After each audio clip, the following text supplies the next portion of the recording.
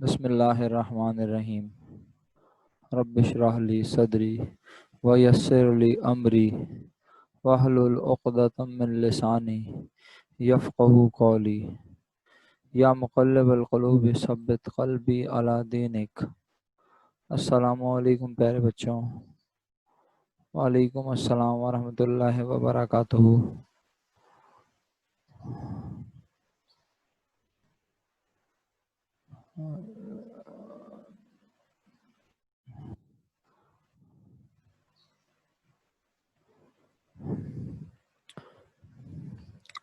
वालेकुम अस्सलाम तमाम बच्चों को वालेकुम अस्सलाम। क्लास का आगाज़ करते हैं आज, और चंद ज़रूरी चीज़ें हैं जो मैं आपसे शेयर करूँगा, और हम SLO1 को अब near to end, near to finish करने के लिए बस इंशाल्लाह पुर उम्मीद हैं। बहुत जल्द अल्लाह के हुक्म से with in 2-3 days maximum till Friday हमारी कोशिश होगी हम SLO1 को कंप्लीट कर लें, और SLO1 का एक MCQ बेस्ड टेस्ट और एक CRQ बेस्ड टेस्ट इंशाल्लाह मैं कमिंग वीक में प्लान करूँगा। आप सबसे रिक्वेस्ट है कि आप अपनी स्टडीज़ पर मज़ीद फोकस करें ताकि आप इन टेस्ट को अच्छे से परफॉर्म कर सकें। अच्छा प्यारे बच्चों, सबसे पहले तो ये बताइए कि आपकी क्लास टीचर ने आपको कोई असेसमेंट के बारे में बताया? अच्छा चलें, कल आपकी मिस आपको कल परसों में आपकी मिस नाजलीन आपको असेसमेंट के बारे में बताएंगी, क्योंकि वो हर टीचर हर सब्जेक्ट टीचर नहीं बताएगा। हाँ, वो असेसमेंट के बारे में बताएंगे, और अगर नहीं बताया तो मैं बता दूंगा, टाइम मिलेगा तो। फिलहाल मैं आपको सिर्फ इतना बता दूं, जिस बच्चे की अटेंडेंस 90% से ज़्यादा होगी उसे 5 मार्क्स मिलेंगे, जिसकी 85% से ज़्यादा होगी उसे 4 मार्क्स मिलेंगे, जिसकी 75% से ज़्यादा होगी उसे 3 मार्क्स मिलेंगे, और जिसकी 75% से कम होगी उसे 0 मार्क्स मिलेंगे। ये अटेंडेंस का क्राइटेरिया है बाय मंथली के लिए। इसी तरह आपकी नोटबुक में आपने वो तमाम काम किया है जो बताया है, समझाया है, डिस्कस किया है, उसकी वीडियो हम आपसे कह सकते हैं आप बना के हमें शेयर करेंगे। उस पर आपका हर पेज पे टॉप पे आपका नाम लिखा हो प्रॉपर, या फिर हो सकता है मैं आपसे कहूँ कि आप उसके स्क्रीनशॉट लेके अपलोड कर दें। तो नोटबुक के 4 मार्क्स होंगे, ये होगा आपके जनाब 5 और 4 9, और 6 मार्क्स वो जो असाइनमेंट हमने अपलोड किया और आपने उन्हें सबमिट किया उसके 6 मार्क्स, यानी 15 मार्क्स हो गए। ये मैंने आपको आइडिया दे दिया, जर्नल आइडिया, ताकि आपको समझ आ जाए। 3 बेस्ट असाइनमेंट या क्विज़ेस को सिलेक्ट करके उसके मार्क्स जो हैं वो शामिल कर लिए जाएंगे, और एक एक बेस्ट यानी एक जो क्विज आपका आपने बेस्ट परफॉर्म किया होगा उसके 2 मार्क्स होंगे। इस तरह 6 मार्क्स आपके क्विज़ेस, और 4 मार्क्स आपके नोटबुक, और 5 मार्क्स आपके अटेंडेंस। 15 मार्क्स, 35 मार्क्स बचे। 50 मार्क्स का बाय मंथली होगा, और बाय मंथली कब होगा? यकीनन बाय मंथली जो है वो अगस्त के 3rd या 4th वीक में इंशाल्लाह होगा। 3rd और 4th वीक, आप 3rd वीक का दिमाग रखें, मैक्सिमम 4th वीक में स्टार्ट हो जाएगा इंशाल्लाह बाय मंथली। हर सब्जेक्ट का होगा, और तरीकाकार क्या होगा सुन लीजिए। जितना पढ़ाया गया होगा बाय मंथली के स्टार्ट होने से पहले तक, मोस्ट प्रोबेबली उसमें से 20 मार्क्स के MCQs आएंगे, और 15 मार्क्स का एक CRQ या ERQ, जो भी उस चैप्टर से कवर होता है, एक्सटेंडेड रिसोर्स क्वेश्चन या कंस्ट्रक्टेड रिसोर्स क्वेश्चन, वो शामिल होगा।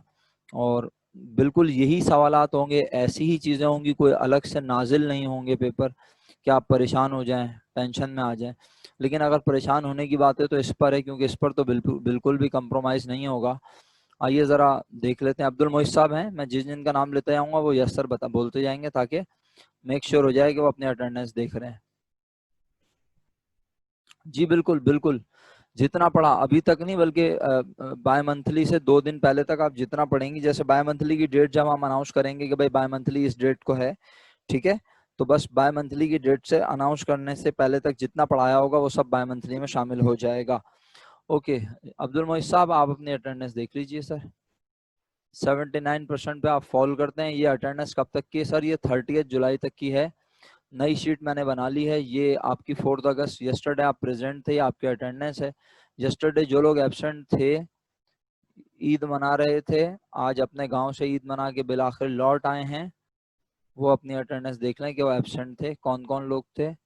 आरिफा एब्सेंट थी, फलक विकार, हफ्सा, हमना, इलियान, मोहम्मद शुएब, मशहूद, ताहा नदीम, शीज़ा, सैयद अब्दुल्ला शाहिद, तारिक आज़म और रिदा सिद्दीकी, ये सब लोग एब्सेंट थे।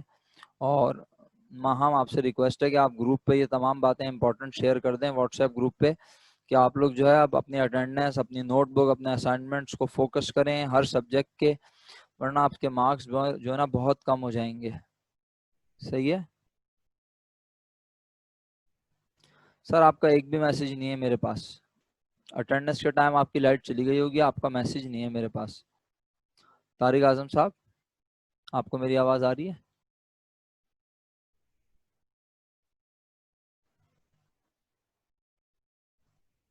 हाँ, अब जो भी आप लोगों की प्रॉब्लम है, आप अपनी प्रॉब्लम सॉल्व नहीं करेंगे तो मैं क्या करूं बताएं।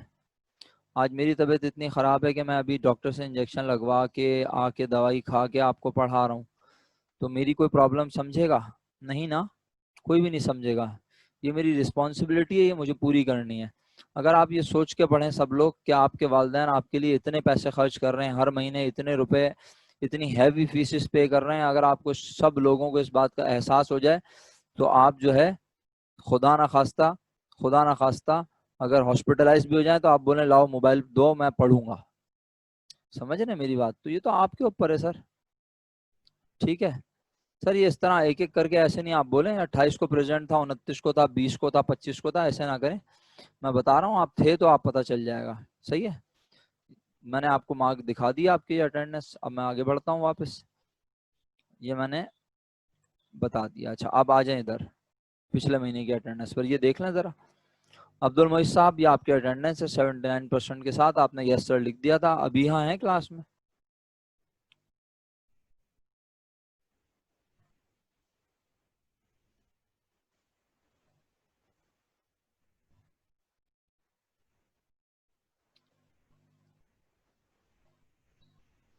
तो भाई अली मोहम्मद, अरमान से बोलिए अपनी आईडी से कनेक्ट हो जाए, अपने मोबाइल से कनेक्ट हो जाए।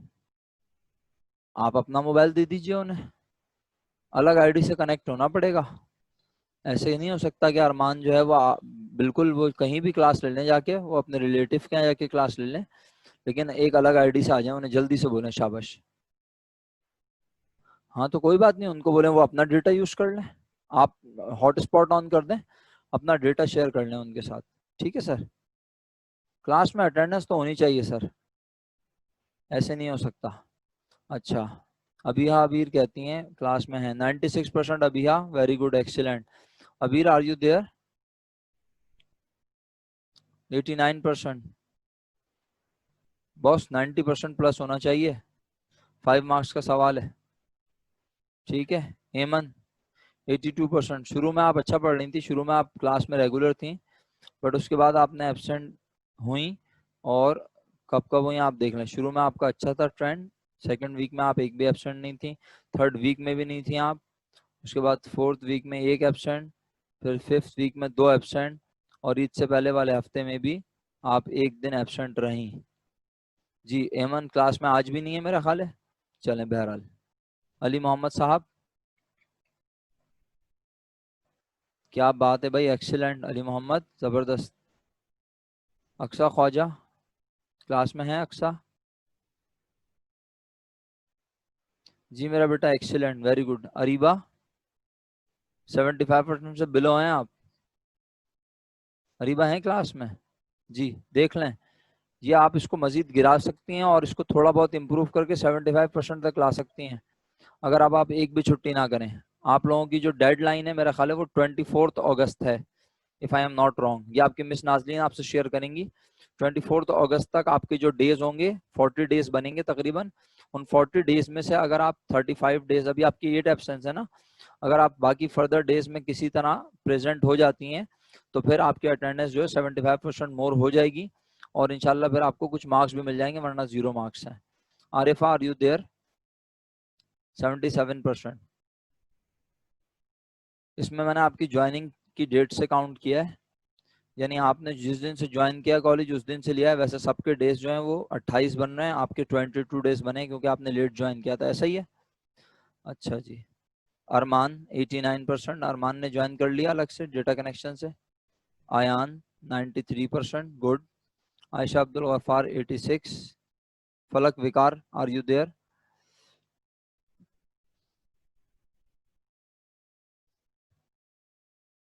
जी। फलक देख लें आप, ईद से पहले आप काफ़ी छुट्टियां कर रही हैं, ईद ईद से पहले एक दिन आपने छुट्टी की, उससे पहले हर वीक में एक छुट्टी मना रही हैं आप। ठीक है। किसी वीक में आपने, ये आपने कंटिन्यूस छुट्टी की थी 25, 26, 29, 30। तो अब आप देख लें आप किस तरह से पढ़ना चाहती हैं, या पढ़ना चाहती हैं, नहीं पढ़ना चाहती हैं, जो भी आपका इरादा है। 71%। जी। ठीक है। मैंने किसी से भी सॉरी या थैंक्स के लिए ये सब शेयर नहीं किया है। मैं सिर्फ ये बता रहा हूँ कि आप नहीं पढ़ेंगे तो नुकसान आपका। फातिमा एक्सीलेंट, वेरी वेल, जबरदस्त, बेहतरीन। हफ्सा। जी हफ्सा। जी हफ्सा, आर यू देयर? नहीं है आज भी हफ्सा क्लास में? जनाब, काफी टाइम वेस्ट हो जाएगा इस तरह मेरा। अब अगर हफ्सा क्लास में नहीं है तो जरा माहम ये शेयर कर देना, हफ्सा को बता देना। ठीक है, हाँ ये उसको बता दो कि वो ईद से पहले भी जो है, पता नहीं गाय घुमा रही थी, बकरे घुमा रही थी, क्या कर रही थी मुझे नहीं पता, लेकिन वो कुछ ना कुछ मसरूफियात हैं उसकी। उसको बोला अपनी मसरूफियात जो है वो आप अगर मैनेज नहीं कर सकती तो फिर मुश्किल हो जाएगी। 57% है उनकी attendance. Hamna 71%, not up to the mark. Huzaifa 79%, not up to the mark. Ilyan 82%, ठीक है। जुनेद नईम साहब, आर यू देयर? सर 61% है आपकी अटेंडेंस। क्यों पढ़ रहे हैं आप? देख रहे हैं अपना, आप पढ़ने का रुझान, ये देख रहे हैं आप? एक दिन, फिर 2 दिन नहीं है, फिर 2 दिन एबसेंट है, फिर 2 दिन एबसेंट है। क्या तरीका है ये सर? ये देख रहे हैं आप अटेंडेंस, मजाक है ये क्या? हर वीक में 2 एबसेंट, ये वाहिद वीक था जिंदगी का, खूबसूरत तरीन वीक जिसमें आप पूरे वीक प्रेजेंट रहे, और बकरीद से पहले भी आप प्रेजेंट रहे। करीम साहब थैंक यू सो मच। माज जाहिद साहब, माज साहब क्लास में? सर देख लें आपकी अटेंडेंस, आपने क्या बोला था मुझसे, ये आपकी अटेंडेंस है सर, सही है। बाद में कोई मुझसे ये ना कहे सर मैं तो प्रेजेंट था, मेरे पास एक एक चैट सेव है, एक एक चैट। अगर आप ये कहेंगे आप प्रेजेंट थे क्लास में तो आपकी पार्टिसिपेशन जरूरी है, मुझे सलाम करने से अटेंडेंस नहीं लगती, ये बात दिमाग में रखिएगा सब बच्चे। मेरी क्लास में अटेंडेंस मैं लगाता हूँ on the basis of participation. अगर आप खामोश बैठे में सलाम करके आपने सलाम भी नहीं किया तो मुझे सलाम से कोई फर्क नहीं पड़ेगा। बीइंग अ मुस्लिम अल्हम्दुलिल्लाह, आप सलाम करेंगे मुझे खुशी होगी। जी। अब्दुल मोइस, आप ये अपनी आईडी प्रॉपर करके आए भाई। जी, अपनी आईडी प्रॉपर करके आए बेटा।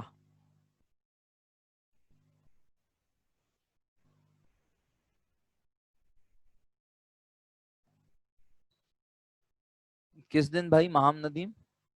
नहीं ऐसा नहीं है, आप देख लीजिएगा, मैं दिखा देता हूँ, रुक जाए अभी, हौसला रखें थोड़ा। तो माज जाहिद साहब, आपको मेरी आवाज आ रही है, समझ आ रही है आपको सर क्या करने का इरादा है आपका? एडमिट कार्ड नहीं मिलेगा इस तरह आपको बोर्ड के पेपर्स के लिए। अगर आप इसको मजाक समझ रहे हैं तो फिर ये बड़ा मुश्किल हो जाएगा आपके लिए। डिसाइड कर लें, एक हैवी अमाउंट आपके पेरेंट्स पे कर रहे हैं कॉलेज को, अगर आप नहीं पढ़ना चाहते तो फिर डिसाइड कर लें, ना अपना टाइम वेस्ट करें ना हमारा। इस तरह क्लास में फिर क्लास का डेकोरम भी जो है ना डिस्टर्ब होता है। माहम, माहम 29 जून को आप एबसेंट थी, ठीक है। अब ज्यादा से ज्यादा ये हो सकता है, अगर आपको इस एक अटेंडेंस पे एतराज है तो आपके मार्क्स तो पूरे बन रहे हैं ना, इसलिए ज्यादा एतराज ना करें बस, ठीक है। महक Adil 100%, very good, excellent. Mahnoor 57%। जी महानूर, आप भी कभी कभी आती हैं क्लास में? महानूर है? नहीं है? ओके।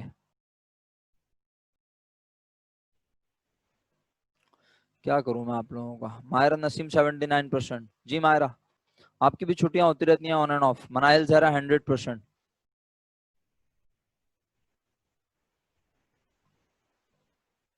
वो आपने मुझे बता दिया था शायद, ऐसा ही है ना?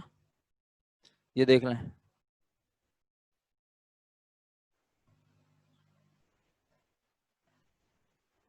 अरे तो भाई मोबाइल में नाम चेंज हो जाता है यार, किसी भी मोबाइल से क्लास लो, जब आप ज्वाइन जूम मीटिंग कर रहे हो तो उसमें वो आपको आपका नाम लिखने का ऑप्शन देता है, वहां टेक्नो की जगह जाके अपना नाम लिख दो, सिंपल। क्या इसमें क्या कौन सा रॉकेट साइंस है भाई? अब्दुल मईस, मेरी बात समझ आ रही है? मीटिंग को लीव करो, जब ज्वाइन करोगे मीटिंग वो पूछेगा आपका नाम, वहां अपना नाम लिख दो, सिंपल। इसमें कौन सी रॉकेट साइंस है?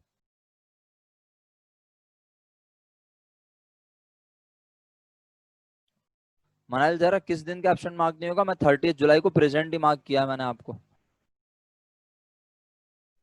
और 29 को भी, ये देख लें, दोनों दिन नहीं आप सर, प्रेजेंट। मेरा कहने का मतलब था कि मैं कि उस दिन मैंने सिर्फ हाफ क्लास ली थी, तो उस दिन मेरा एब्सेंट मार्क होना चाहिए ना, कि मैं पूरी क्लास में थी नहीं। आप मुझे बता के गई थी ना।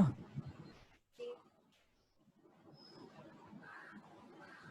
तो इस वजह से आपने मुझे प्रेजेंट मार्क किया। सॉरी, आपकी आवाज मुझे नहीं आई, दोबारा बोलिए। सर, तो उस दिन की मेरी तबीयत खराब थी, मैंने आपको बता दिया था, बट उस दिन तो मेरा एब्सेंट ही मार्क होगा ना। नहीं बेटा, जब आप बता कर गई थी और आप क्लास ले रही थी रेगुलर, तो इसी वजह से मैंने आपको प्रेजेंट मार्क किया, वरना मैं लीव मार्क कर दूंगा अगर आप मुझे लीव की रिक्वेस्ट भेजेंगी। समझी मेरी बात? Okay sir, thank you sir. जी वेलकम। अरमान, वालेकुम अस्सलाम, नो प्रॉब्लम। मुझे पता चल गया आप कोई प्रॉब्लम फेस कर रहे थे। Okay Minal, 68%। Are you there Minal? Need to focus your attendance seriously.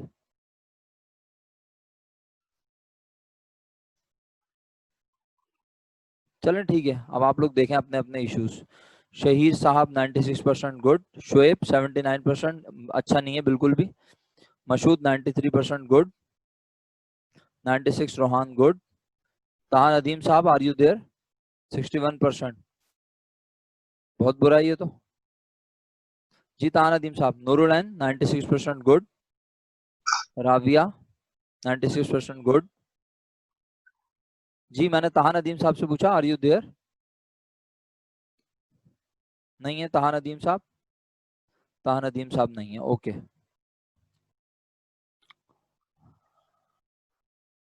Okay बेटा शहीर, थैंक यू। जी, अच्छा रिफा ने लेफ्ट कर दिया है। रिजा अली 96% गुड। साहिल 79%, बिल्कुल भी अच्छा नहीं है। Samar 100% very good. Shaz 96% very good. Sheeza Azhar 75%, बिल्कुल भी अच्छा नहीं है। Sheeza are you there? जी, अटेंडेंस देखनी है अपनी आप? काफी आपने बकरा ईद से पहले एंजॉय किया है लग रहा है। हाँ, काफी ज्यादा मसरूफियत नहीं थी बकरा ईद से पहले आपकी?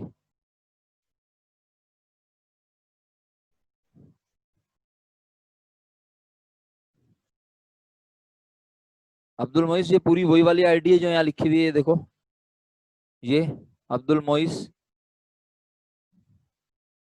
कुछ और लिखा है तुमने मुझे लग रहा है। ये लिखना है, ये तुम्हारा नाम है प्रॉपर जो मेरे पास है। अच्छा जी। शीजा अजहर, सैयद अब्दुल्ला शाहिद। अब्दुल्ला शाहिद साहब हैं क्लास में आज? इनको भी पढ़ने पढ़ाने का शौक नहीं है। 64% है आपकी अटेंडेंस, क्या मसला है? पढ़ने वढ़ने का इरादा है या नहीं? अमल 82% और मनाहिल 64%। मनाहिल, ये क्या मसला है भाई? तुम्हारा इंटरेस्ट नहीं है क्या कॉमर्स में?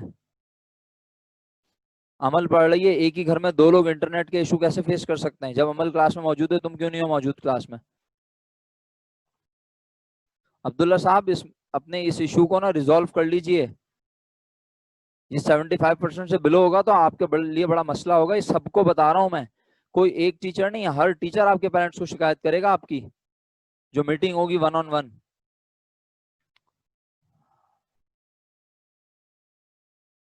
आपको अपने सारे इश्यूज रिजॉल्व करने हैं मैडम, ये बात समझ लीजिए आप लोग। हाँ, किसी किस्म के कोई इशू जो ना, कोई इशू आपका एक्सेप्टेबल नहीं है, कोई एक्सक्यूज नहीं है, ये बात याद रखें। किसी किस्म का कोई एक्सक्यूज नहीं है। अगर आपकी तबीयत खराब है, आप एक अपना लीव एप्लीकेशन सबमिट करवाइए बस, इसके अलावा और कोई हल नहीं है। जहरा रिजवी 93% गुड। ताहा नईम साहब 89%, अच्छा है, थोड़ा सा इंप्रूव करें, प्लस 90% पे आ जाएंगे इंशाल्लाह। Talal bin Aamir 100% very good. हाँ बेहतरीन। Abdul Moiz thank you. Okay. बिल्कुल आपने मुझे बताया था, लेकिन मैं क्या करूं इसका, बताइए मुझे। आपके बताने से मैं क्या करूं, इसका कोई हल मेरे पास कोई हल है इसका? मैं तो आप लोगों के घर के आके इंटरनेट लैपटॉप तो सही नहीं करूंगा ना। ये आप लोगों की जिम्मेदारी है, आप अपना मोबाइल यूज कीजिए। आपका लैपटॉप खराब था तो आपने मुझे बताया जरूर है, लेकिन कोई लीव एप्लीकेशन तो नहीं सबमिट करवाई ना, और ना इस तरह से लीव होती है कि आपका लैपटॉप खराब हो उसके लिए लीव आपको अलाउ कर दी जाए, ऐसा नहीं होता। तारिक आजम साहब।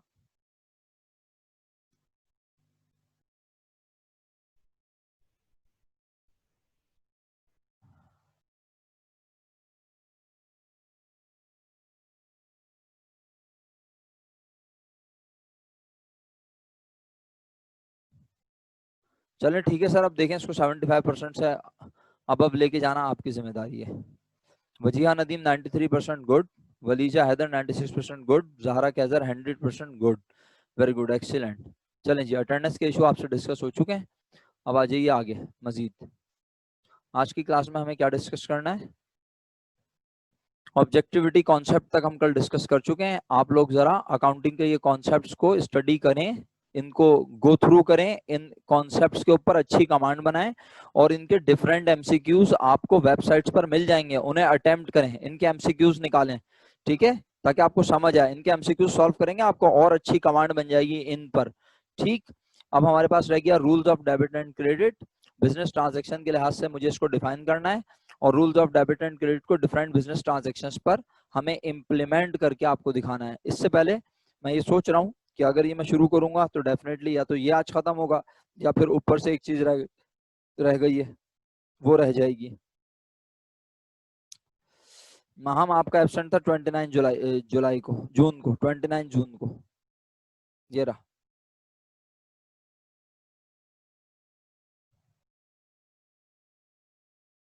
ये रहा। मेरी क्लास के लिए तो आप बड़ा सिंपल तरीका है, अगर आपको कोई शक है कि आपकी अटेंडेंस नहीं लग रही है, मैं आपको अटेंडेंस नहीं लगा रहा, तो आप सिंपल सा काम करें। आप जो डेली बेसिस पर मेरे साथ मेरी क्लास ले रहे हैं, तो अपने अटेंडेंस का, ये अपने मैसेजेस का स्क्रीनशॉट ले लिया करें कि आपने मुझे क्या क्या मैसेज किए हैं, कितने मैसेजेस किए हैं। मीटिंग खत्म होने से पहले एक स्क्रीनशॉट ले लें, सिंपल। सही है, या चैट सेव कर लें आप अपने पास। चैट सेव नहीं करना चाहते आप, सिंपल स्क्रीनशॉट ले लीजिए सारे मैसेजेस का, और मुझे ईमेल कर दें कि सर देखें मैं तो क्लास में मौजूद था, मैंने आपको भेजे हैं। और इवन मैं आपके सामने यहाँ पर लाइव मैं चैट खोल के आपसे शेयर कर लूंगा। अगर आप मौजूद होंगे, आपके 2 3 4 5 मैसेजेस से ज्यादा आए हुए होंगे, पार्टिसिपेशन होगी क्लास में, तो मैं अटेंडेंस मार्क कर दूंगा, अदरवाइज नहीं करूंगा। ओके। महम नदीम आपको मिल गया 29 जून। ओके। महक आदिल आप 100% ने बताया तो था मेरा ख्याल है, या तो 100% है या फिर 96% है, कुछ ऐसे ही था। 100% है बेटे आप। अच्छा जी। अरमान साहब 89% है सर, 3 एब्सेंट है। ओके। और किसी ने कुछ कहा था?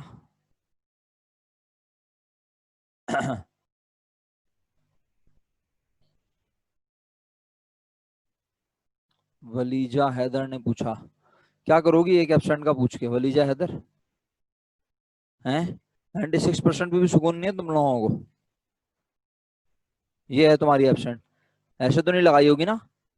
जब बाकी लोग 100% आ रहे हैं तो तुमसे कोई दुश्मनी तो है नहीं मेरी। 3 जून को, 3 जुलाई को, 3 जुलाई को आप एब्सेंट थी। ठीक है, शुक्रिया। मैं चेक कर लूंगा 3 जून को आपकी अटेंडेंस पार्टिसिपेशन क्लास में, बस यही कर सकता हूँ, ज्यादा से ज्यादा और कुछ नहीं कर सकता। ठीक है। हाँ। हाँ ठीक है, आप उसकी एप्लीकेशन दे दीजिए, अगर वो अप्रूव हो जाएगी तो मैं इस पर लीव मार्क कर दूंगा, अदरवाइज आप एब्सेंट हैं आरिफा। ठीक है, ये देख लें आप, मैंने आपको दिखाई थी ना अटेंडेंस आपकी, अब मैं बार बार एक एक चीज शो नहीं करूंगा। बहुत शुक्रिया आप सब लोगों का। अब आगे बढ़ जाते हैं। तो हम rules of debit and credit पढ़ने से पहले आपसे आप रिक्वेस्ट की, ये बताइए, आपको मैंने कहा था कि आपने ये तमाम एसएलओस देखने हैं, आपने देख लिए? इसमें से कोई पॉइंट है जो आप पूछना चाहते हैं? अगर पूछना चाहते हैं तो उसका नंबर बताएं, मैं आपको एक्सप्लेन करूंगा। आज मैं 1.1.1 पढ़ रहा हूँ, जिसमें हम evolution of accounting with reference to expansion of human economical trade and commerce activities को डिस्कस कर रहे हैं। सिर्फ अंडरस्टैंडिंग के लेवल की बात है ये, ठीक है। पेपर में आमतौर पर इसका सवाल कभी आया नहीं, लेकिन अगर आ जाए तो कोई मुश्किल चीज नहीं होगी, बहुत 2 नंबर 1 नंबर की चीज होगी, लेकिन इसके ऊपर बात बहुत तवील होगी। बेसिकली अंडरस्टैंडिंग की चीज है कि आखिर अकाउंटिंग का जो एक इर्तिका है, अकाउंटिंग का जो एक आगाज है, वो आगाज से लेके आज अकाउंटिंग में इतने एवोल्यूशन, इतनी चेंजेस आई, तो वो चेंजेस के बाद अकाउंटिंग आज ऐसी है तो उसकी क्या वजह है। तो इसके लिए मैं आपसे जो है कुछ चीजें शेयर करता हूँ, 1-2 वीडियोस हैं वो शेयर करता हूँ, उसके बाद फिर इंशाल्लाह मजीद बात करूंगा। हमारे पास इस मीटिंग में अभी मिनट्स बाकी हैं। ओके, ठीक है जी।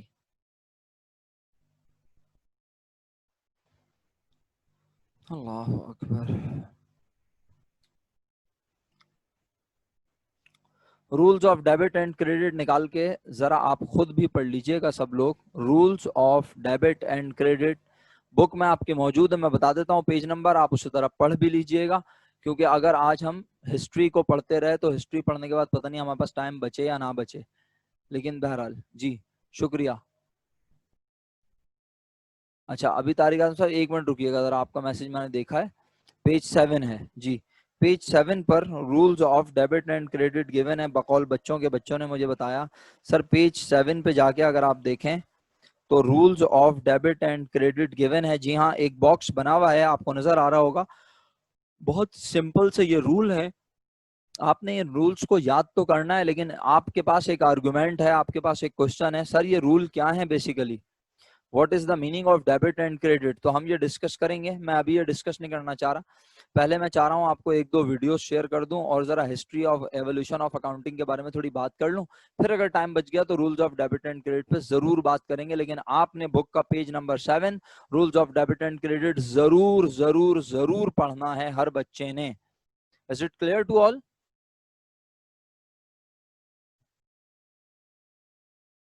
Is it clear to all?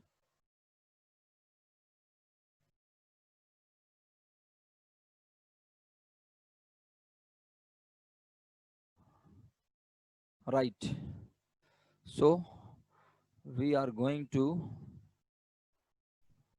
show you some videos. Page number 7 पर Minal rules of debit and credit हैं, पेज नंबर 7 पर rules of debit and credit लिखे हुए, आपको वो पढ़ने हैं।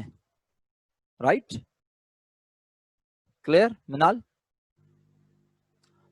और बहुत बहुत अच्छे से पढ़ने हैं, इत्मीनान से। अगर आज टाइम मिल गया तो मैं खुद पढ़ाऊंगा, अदरवाइज आपने खुद पढ़ने, कल हम उसको डिस्कस कर लेंगे और फिर हम उसकी एप्लीकेशन के ऊपर काम करेंगे इंशाल्लाह। डेबिट क्रेडिट क्या होता है इसके बारे में भी बता दूंगा फर्दर। चलें, तो अभी फिलहाल सबसे पहले जरा मैं स्क्रीन शेयर दोबारा कर दूं, क्योंकि शायद आपको स्क्रीन शेयर में आवाज ना आए, तो मैं स्क्रीन शेयर करता हूं।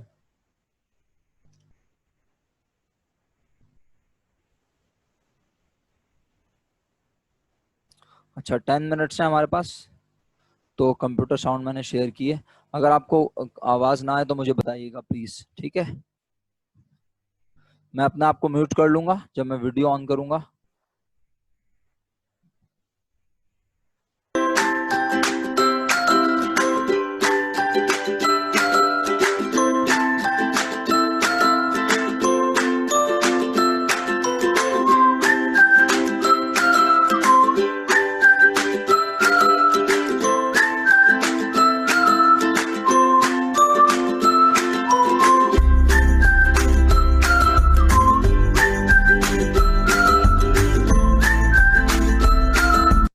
ये थोड़ा सा जरा फास्ट वर्जन है इस वीडियो का, काफी तेज चल रहा है, तो मैंने इसको रोक भी दिया इसीलिए कि आप एक नजर पढ़ भी लें जरा।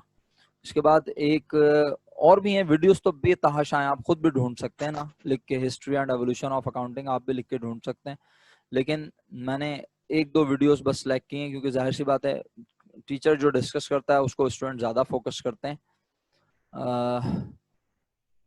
ठीक है, अब्दुल मजीद साहब आप वीडियो भी देख लीजिएगा, रिकॉर्डेड लेक्चर देख लीजिएगा, बट आप स्टिल क्लास में रहें तो बेहतर रहेगा। अच्छा जी, एक काम ये करें आप सब लोग,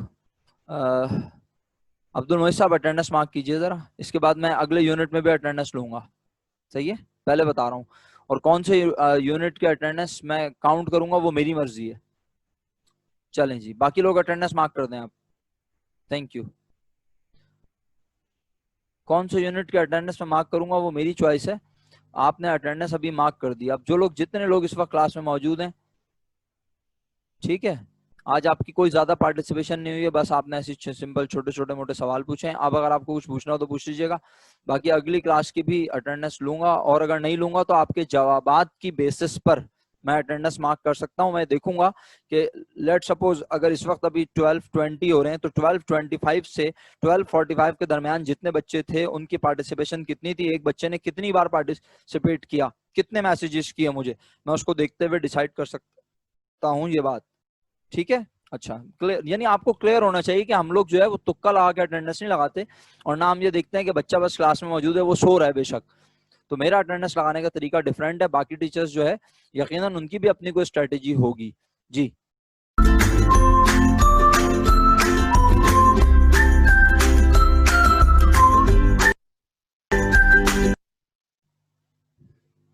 एक बार पढ़ भी लीजिए इसको जरा इत्मीनान से।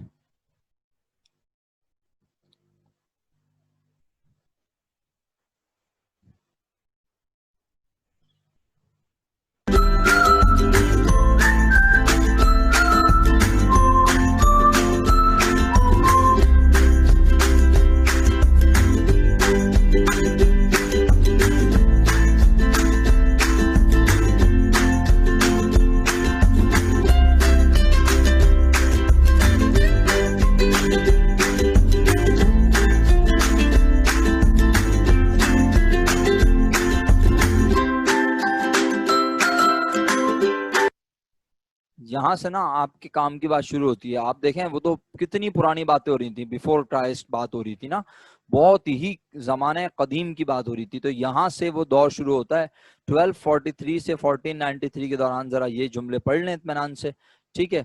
उसके बाद 1494 में 14, यस एग्जैक्टली, बिल्कुल मिनाल।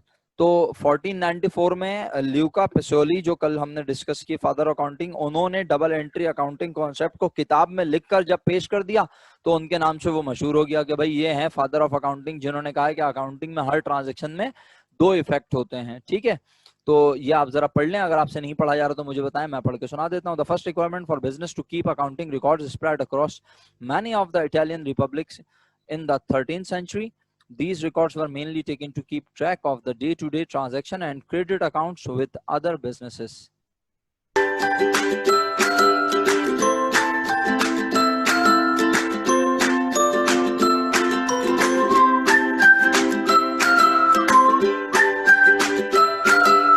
डबल एंट्री अकाउंटिंग सिस्टम की बात हुई, अगर आपने देखा हो।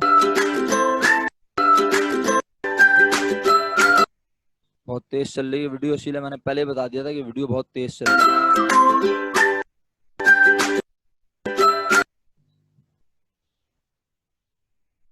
अब ये आपको पूरा पढ़ना नहीं है, सिर्फ आपको मैंने बता दिया है, तो अब मैं आगे बढ़ रहा हूँ कि ये ल्यूका पेसोली साहब ने डबल एंट्री कॉन्सेप्ट अकाउंटिंग का दिया था।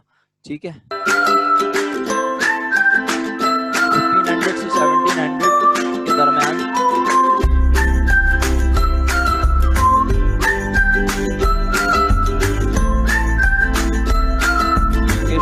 That's good.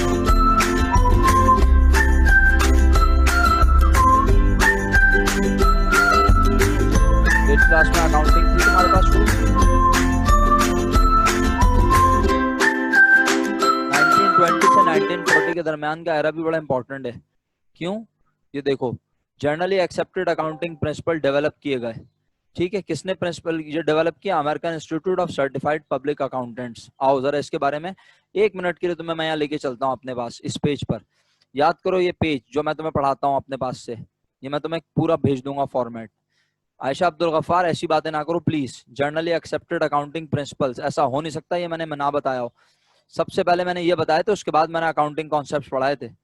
इसका मतलब है आप जो है वो हमारे लेक्चर नहीं देखती हैं। अगर आप कोई क्लास मिस करती हैं तो आप वो लेक्चर नहीं देखती, ऐसा ही है ना। मैंने अकाउंटिंग कॉन्सेप्ट्स कन्वेंशंस पढ़ाने से पहले जनरली एक्सेप्टेड अकाउंटिंग प्रिंसिपल्स बताए थे कि ये क्या चीज है और ये कैसे आए हैं, कहाँ से आए। नाजिल नहीं हुए हैं बल्कि लोगों ने बनाए। किन्होंने बनाए? American institute of certified public accountants ने। क्या है ये? एक इदारा है, ठीक है। जिस तरह पाकिस्तान में एक इदारा है जो अकाउंटिंग के तमाम मामलात को हैंडल करता है और इंटरनेशनल लेवल पर जाकर रिप्रेजेंट भी करता है। पाकिस्तान में किसी बिजनेस को अपने अकाउंटिंग के मामलात को परफॉर्म करते हुए कोई मुश्किल आती है तो पहले उसे पाकिस्तानी लोकल्स, आईकैप एक इदारा है, institute of chartered accountants of Pakistan, पहले उसे पाकिस्तानी लोकल सॉल्व करने की कोशिश करते हैं, बट जब उनसे सॉल्व नहीं होता तो वो उसको इंटरनेशनल फोरम पर प्रेजेंट करते हैं, उसका सॉल्यूशन डिस्कस करते हैं और फिर उसे बाकायदा international accounting standards, international financial reporting standards में पब्लिश किया जाता है ताकि पूरी दुनिया उससे फायदा उठा सके कि अगर ऐसा हो आपके बिजनेस में तो आप उसे किस तरह ट्रीट करेंगे। There accounting procedures are followed all over the world. जी yes Riza ji, international accounting standard boards and international financial reporting standard boards, दो बोर्ड है, IASB, IFRSB। ओके, तो अकाउंटिंग बोर्ड भी मैंने बताए थे अल्हम्दुलिल्लाह आपको, ठीक है, और जनरली एक्सेप्टेड अकाउंटिंग प्रिंसिपल्स ही हमने पढ़े हैं, पूरी दुनिया में जो माने जाते हैं, फॉलो किए जाते हैं, these are called generally accepted accounting principles. तो आई होप आपको ये जुमला पढ़कर याद आ गया, समझ आ गया क्या है। आगे बढ़ रहा हूँ।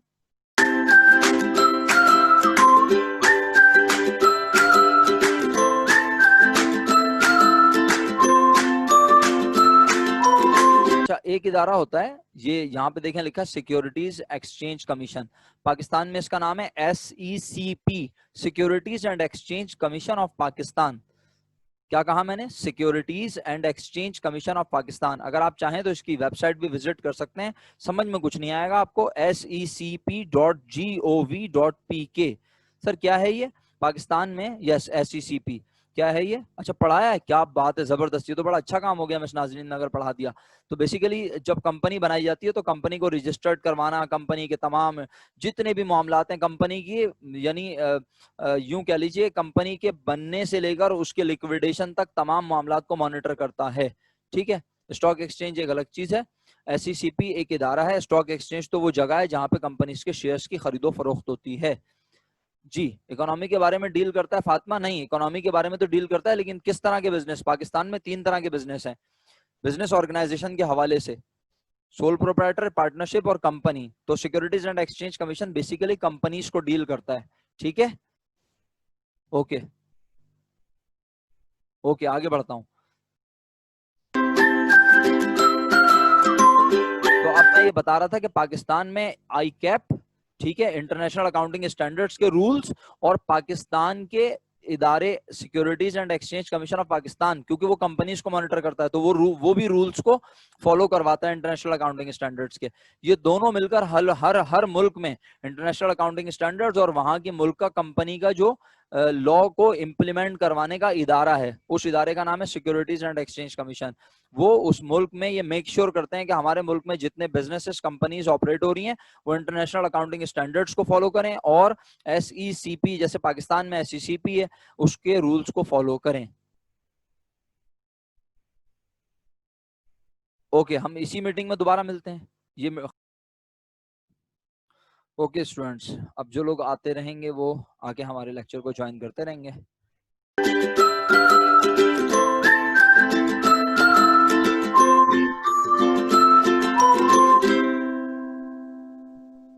अच्छा जी, ये वीडियो हो गई, अब एक वीडियो और है, वो भी देख लें मेरा ख्याल है।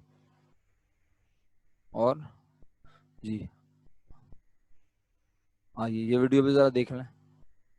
बात करूंगा कॉमर्स स्ट्रीम के सबसे पॉपुलर सब्जेक्ट यानी अकाउंटिंग के इवोल्यूशन के बारे में।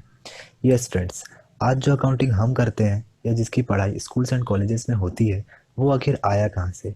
क्या कोई ऐसी सर्टेन डेट है जिस दिन हमारे सारे अकाउंटिंग प्रिंसिपल्स इंट्रोड्यूस हो गए थे, या ये धीरे धीरे ऑर्गेनाइज होता चला गया? सो फ्रेंड्स, अगर आप कॉमर्स स्टूडेंट हो या नहीं भी हो, आप जिस स्ट्रीम से भी हो, शायद सभी के लिए ये जानना बहुत ज़रूरी है कि बिजनेस वर्ल्ड के one of the most important factor that is accounting का जन्म आखिर कैसे हुआ। आइए जानते हैं। सो दोस्तों, अकाउंटिंग पूरे वर्ल्ड में उसी तरह स्ट्रांग होते चला गया जिस तरह किसी कंट्री का लॉ यानी कानून स्ट्रांग होता है। यानी इस लंबे दौर में सोशल एंड इकोनॉमिक नीड्स ने अकाउंटिंग को मजबूत बनाया। जैसे जैसे सोसाइटी की ज़रूरतें बढ़ी, अकाउंटिंग सिस्टम मजबूत होता चला गया। मैं बता दूं, अकाउंटिंग एंशियंट टाइम पीरियड यानी प्राचीन काल से होती आ रही है। इसके सबूत बार्टर सिस्टम से मिलते हैं। आपको पता ही होगा, बार्टर सिस्टम जहां कोई एक बंदा किसी दूसरे बंदे को अपने ट्रांजैक्शन के लिए सेलेक्ट करता है, जहां दोनों एक दूसरे की ज़रूरत को कमोडिटी एक्सचेंज करके पूरा करते हैं। फ्रेंड्स, ये सिस्टम अकाउंटिंग का फीचर कोड दिखाता है जो कहता है giving the benefit and receiving the benefit. Bharat में चंद्रगुप्त किंगडम यानी चंद्रगुप्त साम्राज्य में महामंत्री रह चुके कौटिल्य ने अपने अर्थशास्त्र की किताब में भारत में बनाए गए जाने वाले अकाउंटिंग प्रैक्टिसेस का जिक्र किया है। इस किताब में अकाउंटिंग रिकॉर्ड्स कैसे रखने हैं उसके सारे तरीके बताए गए हैं। चाइना और इजिप्ट जैसे कंट्रीज में गवर्नमेंट ट्रेजरी के रेवेन्यू यानी इनकम का हिसाब किताब रखने के लिए अकाउंटिंग की जाती थी। बट आज जिस अकाउंटिंग को हम जानते हैं वो है मॉडर्न अकाउंटिंग। इसकी शुरुआत होती है एक नाम से जो है मिस्टर ल्यूकस पैसियोली, एक इटालियन मैथमेटिशियन।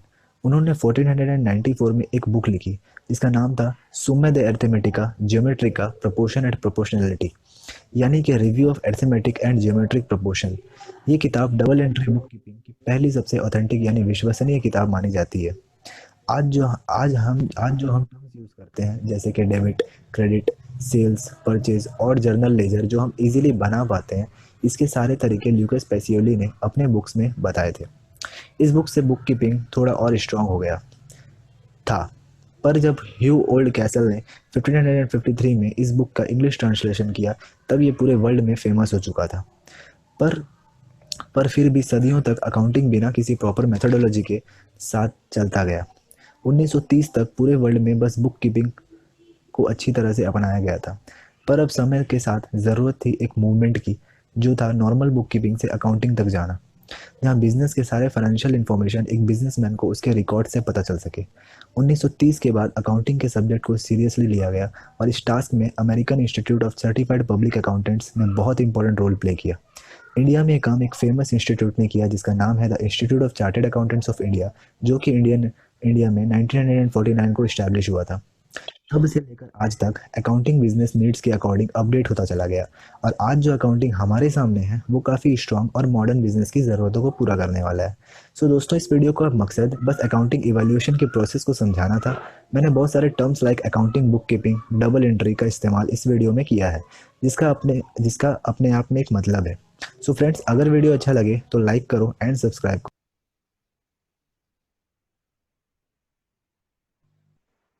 तो ये थोड़ा सा आपसे शेयर किया। अक्सर आपको आवाज़ मेरा ख्याल प्रॉब्लम थी सुनने में। बहरहाल आप रिकॉर्डेड लेक्चर एक बार दोबारा देख लीजिएगा।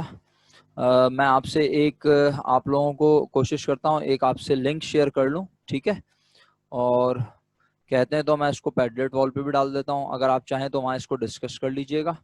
मैं कोशिश करता हूँ अगर अभी हम इसको यहाँ ओपन कर सकें, ठीक है? 1 मिनट रुकिएगा ज़रा, मेरे साथ रहिए।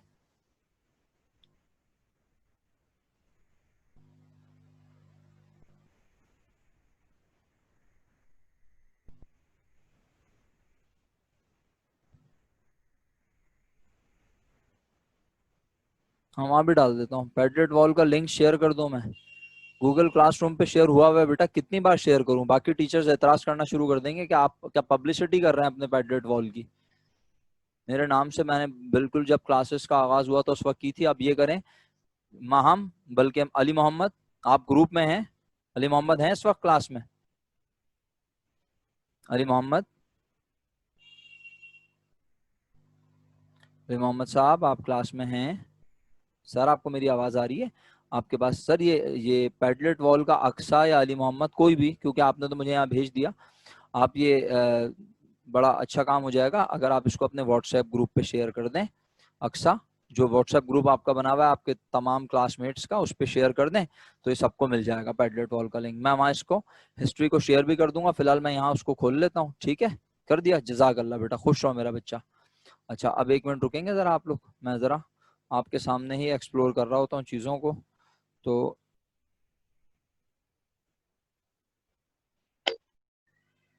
अच्छा जी, अबीर भाई कोई क्वेश्चन है? अनम्यूट कर लिया आपने अपने आप को, अबीर? अच्छा, कोई क्वेश्चन नहीं है, गलती से हो गया होगा यकीनन, है ना? यही होता है। अच्छा जी, तो करते हम ये हैं कि मुझे ये खोलना पड़ेगा ब्लॉग।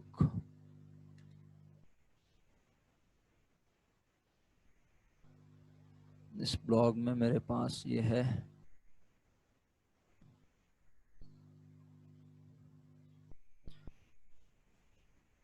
एडिशनल रीडिंग है, ठीक है। इसका लिंक मैं वहां शेयर कर देता हूँ आप लोगों से, क्या ख्याल है?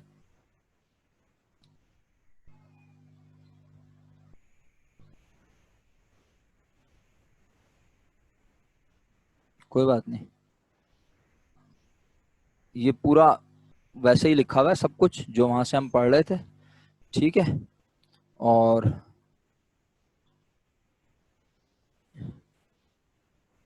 यहाँ से वही फ्रायर लूकस आपका जिक्र आएगा, उन्होंने डबल एंट्री का कॉन्सेप्ट दिया कि कैश आया चिकन गई, इस तरह से, यानी उन्होंने डेबिट क्रेडिट का कॉन्सेप्ट दिया, ठीक है।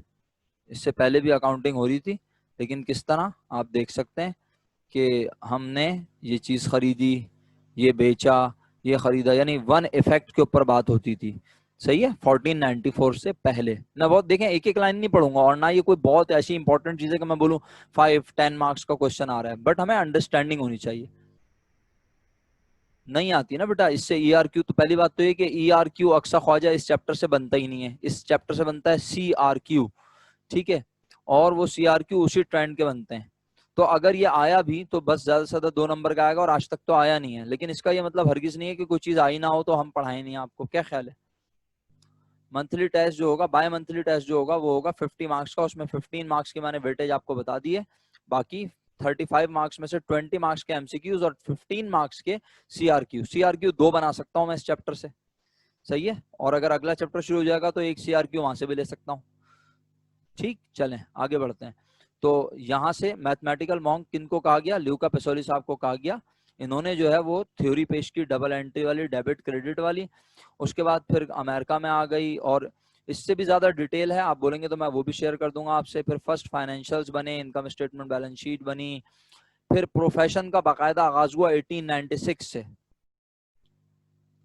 इस चैप्टर से दो CRQ, यानी इक्वेशन कुछ भी बन सकता है ना फातिमा, जो हमने पढ़ा है असाइनमेंट्स में, जो क्वेश्चंस हमने प्रैक्टिकल किए हैं, कुछ भी बना सकते हैं। थोड़ा सा थ्योरेटिकल भी बना सकता हूँ, थ्योरेटिकल चीजें भी लिख सकता हूँ, क्या ख्याल है? लेकिन ऐसी जो पढ़ाई हो ऐसा कुछ भी नहीं होगा, यानी आपके SLO के अंदर रहूंगा, याद रखिएगा। देखिए मैंने आप लोगों से क्या कहा, पहली बात तो है कि अभी टाइम बहुत है आपके पास, ठीक। 24 अगस्त के बाद आपके बाय मंथली होंगे। अब आपके पास कितने दिन का टाइम है? और मैं तो आपसे ईद से पहले से कह चुका हूं कि SLO1 is going to complete. तो what you need to do, you need to do, you need to check each and every point. अच्छा तारिक आजम साहब, आर यू देयर? आपने एक सवाल भी किया था। 20 मार्क्स के MCQs होंगे अरीबा, मैंने ये अर्ज किया आपसे। क्या आपने क्या किया था? 1.1 पॉइंट कोई पॉइंट बोला था सर आपने, मैं मैसेज पढ़ा था आपका, फिर वो रह गया, जल्दी बताएं शाबाश क्या है, तो फिर मैं वापस आऊं और हिस्ट्री को भी डिफाइन कर दूं, और आपका पॉइंट अगर इंपॉर्टेंट है तो उसको डिस्कस कर लें। MCQs का टेस्ट मैं कमिंग वीक में ले लूंगा, मंडे ट्यूसडे वेडनेसडे जब आप कहेंगे, और फिर एक दिन का गैप देके मैं CRQ ले लूंगा, सही है। 2 अलग अलग तरह से ले लूंगा, क्या ख्याल है? तारिक आजम साहब आपने एक पॉइंट पूछा था, वो पॉइंट पूछ रहा हूं मैं, पेपर कैसे होगा ये छोड़ दें, पेपर जैसे होता है वैसे ही होगा। 20 नंबर के 1.1.4 मैं बता देता हूँ। अच्छा जी फातिमा बोलें, आपकी आवाज कट कट के आ रही है, जी बोलें। आप ये बता दें कि हिस्ट्री वाला जो क्वेश्चन है उसका आंसर भी कैसे रखना होगा, मैं मतलब इतनी सारी चीजें उसमें कैसे कवर करूंगी? भाई आपसे डबल एंट्री सिस्टम का पूछ सकता है, किसने इंट्रोड्यूस किया, 1 नंबर का सवाल, 2 नंबर का सवाल, बहुत सारे अंदाज हो सकते हैं। तो आप उसको परेशान होने की हालत में ना लें, आप परेशान ना हो देख के कि इतना बड़ा इतना सारा कवर हो रहा है। बात यह कि एक चीज की हिस्ट्री जो होती है, तारीख होती है, वो तो बहुत बड़ी है ना। तो आपको अंडरस्टैंडिंग दी जा रही है कि ये सब्जेक्ट जो है, जो सब्जेक्ट आप पढ़ रही हैं, और बेसिकली ये हिस्ट्री तो आपको शुरू में बताई जाती है। मैं इतने अरसे के बाद क्यों बता रहा हूँ? क्योंकि अब आपको काफी टर्म्स पता है, सही है, आपको डबल एंट्री सिस्टम पता है। तो मैं बीइंग अ टीचर, मेरा ये अपना ओपिनियन है कि भाई स्टूडेंट को इस वक्त बताओ कि अब उसको ज्यादा अच्छा समझ आए हिस्ट्री ऑफ अकाउंटिंग एवोल्यूशन, अब उसको ज्यादा अच्छा समझ आए। लेकिन अगर ये मैं शुरू शुरू में आपको बताता तो आप लोग बहुत सारे लफ्जों पे परेशान होते हैं, डबल एंट्री सिस्टम क्या है, डेबिट क्रेडिट क्या है। हालांकि अभी भी डेबिट क्रेडिट आपको नहीं पता, लेकिन कम से कम ट्रांजैक्शन पता है आपको क्या होती हैं, बहुत सारी चीजें पता है अल्हम्दुलिल्लाह। आपको क्लासिफिकेशन आती है चीजों की, आपको इंटरनेशनल अकाउंटिंग स्टैंडर्ड का पता है, आपको IFRS पता है, ठीक है, आपको जनरली एक्सेप्टेड अकाउंटिंग प्रिंसिपल्स पता है। तो कितनी सारी चीजें पता है। उसके बाद इसको हिस्ट्री को पढ़ना आसान है, समझना आसान है। आप खुद अपनी मर्जी से हिस्ट्री निकालिए और एक दो हिस्ट्री की वीडियोस देखें, आपको समझ आएंगी इंशाल्लाह अल्लाह के हुक्म से। तारिक आजम साहब ने पूछा 1.1.4 सर इसके बारे में बात कर लें। तो सर आप इसको जो ना शुरू के लेक्चर्स की वीडियोस उठा लें और देख लें जरा। इसमें जो ना objectives, functions, sorry users of accounting जो है हमने डिफाइन किए थे कि ओनर्स को बिजनेस के ओनर को बिजनेस का कौन सा यूजर ट्रीट किया जाता है और उसको बिजनेस की किन चीजों से गर्ज होती है, वो कौन सी अकाउंटिंग देखता है। वो बिजनेस का प्रॉफिट लॉस देखता है, वो कॉस्ट देखता है, उसको किस चीज से गर्ज होती है। क्रेडिटर कर्जा देने से पहले, माल उधार पे बेचने से पहले बिजनेस की पोजीशन देखते हैं। एम्प्लॉइज को बिजनेस की परफॉर्मेंस अच्छी होने की सूरत में बोनसेस मिलने की उम्मीद होती है। इन्वेस्टर्स किसी बिजनेस में अच्छा रिटर्न होने की सूरत में पैसे लगाते हैं। गवर्नमेंट टैक्सेस लगाने के लिए बिजनेस के फाइनेंशियल स्टेटमेंट्स को देखती है, अकाउंटिंग का सहारा लेती है। ठीक है, कंज्यूमर जो है वो बिजनेस की तरफ तभी आता है जब वो देखता है कि हाँ ये बिजनेस अच्छा है, फ्यूचर में भी हमें इससे प्रोडक्ट मिलेगी, इससे खरीदो सामान। ऐसा नहीं कि ये फ्यूचर में डिसकंटिन्यू कर देगा अपने ऑपरेशंस। तो ये सारे मैंने आपके तारिक आजम साहब कहने पर बहुत तेजी से रिव्यू किए हैं, लेकिन आप एक बार खुद भी वीडियो देखें, इससे ज्यादा अच्छा समझ आ जाएगा आपको। राइट, आगे बढ़ूं तारिक आजम साहब? ओके, तो मेरे बच्चों, मेरे प्यारे बच्चों, बर्थ ऑफ अ प्रोफेशन 1896 में बेसिकली इसको बाकायदा एक प्रोफेशन के तौर पे लिया गया और लोगों को अकाउंटेंट के तौर पे हायर करने जाने लगा लोगों को। और फिर इसी तरह 1952 में आईबीएम ने कंप्यूटर रिलीज कर दिया। 1952 में कंप्यूटर जब रिलीज हुआ तो अकाउंटिंग का काम कंप्यूटर पे होने लगा। सॉफ्टवेयर क्विक बुक्स, ये बड़ा मशहूर सॉफ्टवेयर है क्विक बुक्स, ठीक है, अभी भी इस पे काम होता है और बाहर के ममालिक में ज्यादातर क्विक बुक्स पे काम होता है। बहरहाल, तो कंप्यूटर ने काम को और आसान बना दिया और जो है आज अकाउंटिंग जो हो रही है उसमें कंप्यूटर टेक्नोलॉजी का बहुत बड़ा किरदार है। ठीक है, इन्वेस्टोपीडिया इसकी सोर्स है। इसके अलावा और भी है मेरे पास हिस्ट्री, अगर आप कहते हैं। मैंने बोला ना मेरे पास बहुत कुछ है, टाइम टाइम कम होता है। मैं आपको कोशिश करता हूँ कि अगर वो भी शेयर कर सकूं।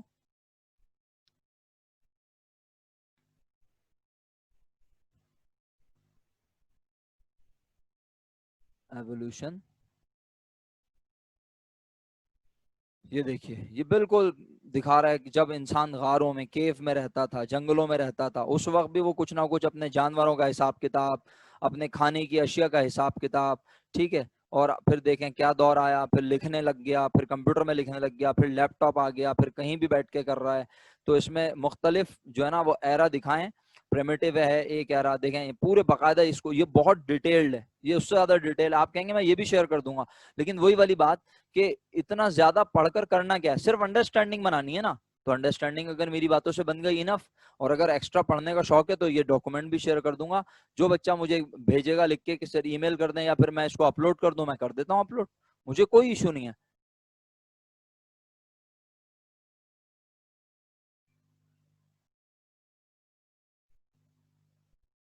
अच्छा, अपलोड कर दूंगा। ये क्या कहा है आपने, मुझे समझ में नहीं आया। फातिमा, आपकी बात समझ में नहीं आई, क्या कह रही हैं आप, किसके बारे में बताना है? सारे एरा के बारे में बताना है सर, हमें उसके बारे में बताना नहीं नहीं, ये याद नहीं करना, ये याद नहीं करना कि कौन सा एरा में क्या हुआ है। बस आपको ये मोस्ट इंपॉर्टेंट एरा कौन सा है, प्री एनालिटिकल स्टेज, यानी 1494 से जो, यानी जो स्टार्ट हुआ ना इमरजेंट स्टेज यहाँ था, इसमें 1494 में जो इसने इन्वेंशन की उसके बाद से फिर प्री एनालिटिक स्टेज है, ठीक है। फिर इसी तरह हमारे पास हम देखते हैं जनाब, हमारे पास डेवलपमेंट स्टेज है, फिर मॉडर्न एज 1951 ऑनवर्ड। और ये सबसे ज्यादा, यानी अगर देखा जाए 1951 ऑनवर्ड जो है सबसे ज्यादा हमें चीजें नजर आएंगी। अब आप पूरा डॉक्यूमेंट तो जाहिर सी बात है मैं आपसे ये पढ़ूंगा नहीं, लेकिन इसमें पूरा देखें, अगर आप सिर्फ फर्स्ट स्टेज देखें ना, प्रिमिटिव टू 1494, तो उसमें बता रहा है stone age, primitive age, barter stage, ठीक है, फिर करेंसी की स्टेज आई, ठीक है, फिर स्टोन एज को डिफाइन किया हुआ है। यानी आप पढ़ पढ़ के थक सकते हैं, इतना लिखा हुआ है इसमें डॉक्यूमेंट में। ये सिर्फ पहले सिर्फ कौन सा एरा की बात हो रही है, प्रिमिटिव टू 1494, राइट। हाँ, मतलब आप अगर चाहते हैं वन टाइम गो थ्रू कर लें, लेकिन मेरा अपना मानना यह है कि स्टूडेंट को ये पता होना चाहिए कि भाई अकाउंटिंग क्या है। बेसिकली आज जो अकाउंटिंग हो रही है वो इल्हामी किताब नहीं है, इंसानों की इजाद करदा है, किसी एक इंसान की इजाद करदा नहीं है। हाँ, एक शख्स को फादर ऑफ अकाउंटिंग कहा जाता है, जिनका नाम जो है ल्यूका पेसोली है। उनका नाम याद रखें, उन्होंने क्या कॉन्सेप्ट दिया था, डबल एंट्री अकाउंटिंग सिस्टम का ये कॉन्सेप्ट दिया था, ठीक है। और इसी तरह फिर आप जो है देखते रहें कि आप जैसे ये याद कर लें कि इस एरा में क्या इंपॉर्टेंट काम हुआ है। डेवलपमेंट हुई है, एक्सप्लेनेटरी पीरियड था 1800 से 1950 में, जो है वो रूल्स एंड रेगुलेशन बनाए गए, क्या हुआ, ठीक है। फिर इसी तरह टेक्स्ट बुक पब्लिकेशन हुई है, डेवलपमेंट हुई, टेक्स्ट बुक पब्लिकेशन, यानी अकाउंटिंग के स्टैंडर्ड्स बने, इंटरनेशनल अकाउंटिंग स्टैंडर्ड्स बने। ठीक, तो आप अगर चाहें तो इसको जरूर पढ़िएगा। आज की क्लास के लिए मेरा ख्याल है इतना ही काफी है। मैंने कहा था ना कि मैं अगर सिर्फ ये पढ़ाना लग जाऊं तो बहुत है। अभी भी देखें मैं इसको सिर्फ जो है स्क्रॉल कर रहा हूँ और ये पूरा डॉक्यूमेंट चल रहा है। अकाउंटिंग स्टैंडर्ड्स क्या हैं, अल्हम्दुलिल्लाह अकाउंटिंग स्टैंडर्ड्स के बारे में आइडिया दे चुका हूँ आपको क्या होते हैं। और फाइनेंशियल अकाउंटिंग स्टैंडर्ड बोर्ड है एक अमेरिका में जो कि इसको एक तरीके से ऑपरेट कर रहा है। ब्रांचेस ऑफ अकाउंटिंग भी अल्हम्दुलिल्लाह डिस्कस हो चुकी हैं, लेकिन हमें ये सब नहीं पढ़ना, ब्रांचेस ऑफ अकाउंटिंग की तरफ नहीं जाना, बस आप यहाँ तक पढ़ के छोड़ दीजिएगा अगर पढ़ना चाहें। कहाँ तक? अकाउंटिंग स्टैंडर्ड्स तक, बस। तो आज के लिए इतना काफी है, बहुत कुछ डिस्कस हो गया। इंशाल्लाह कल अल्लाह के हुक्म से हम मुलाकात करते हैं, फर्दर डिस्कस करेंगे। बहुत शुक्रिया। अटेंडेंस मार्क करके जाएंगे आप, उससे पहले नहीं जाएंगे। सबसे पहले मोहित साहब तो एब्सेंट हो गए मेरा ख्याल है। अभी हाँ अबीर ओके, बाकी सब अटेंडेंस मार्क करें अपनी, फिर लीव करते जाइए। फी अमान अल्लाह, अल्लाह हाफिज।